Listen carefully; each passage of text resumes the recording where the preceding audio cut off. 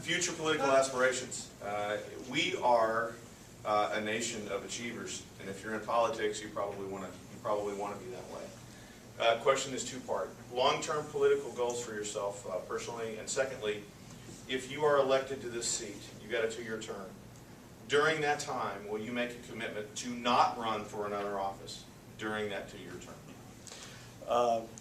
Well, political aspirations. My aspiration is very simple. I want to represent the people of Plano in the 66th district and give them a conservative voice in the Texas House. And I'm committing to serve every day of those 2 years, every day of that term for 2 years if you elect me to that seat. I have no aspirations beyond that. I'm not going to leave in the middle. I'm not going to leave in the middle of my term and stick people with a special election and a big bill for just up and walking away and going and doing something else.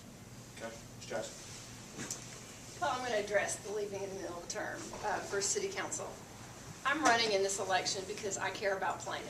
And when there were 2 people running who, one is not from Plano, has lived in Plano for 2 years, and the other person just got in politics 9 months before that, I just truly believe that there's too much at stake for our city to have someone represent you who does not know anything about what's going on in our city and doesn't know the history of our city, where we've been and what we have to go do.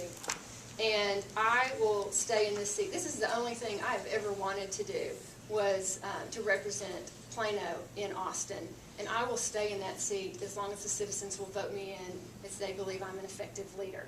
And regarding the special election, I do want to say, I didn't write the election laws.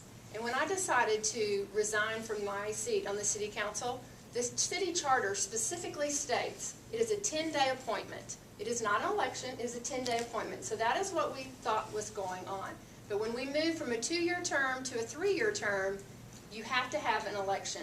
One of the things I would like to do when I get to Austin is make sure that we can change the election code, that if this happens in another city, that you can have a 10-day appointment until the next uniform election takes place. So then you will not have to have a special election.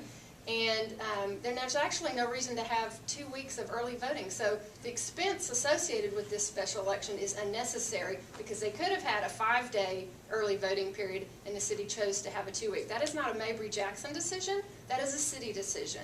And I do not write the election code, but I sure as heck can go change it when I get down there. Thank you very much. Let me have you expand on that a little bit, because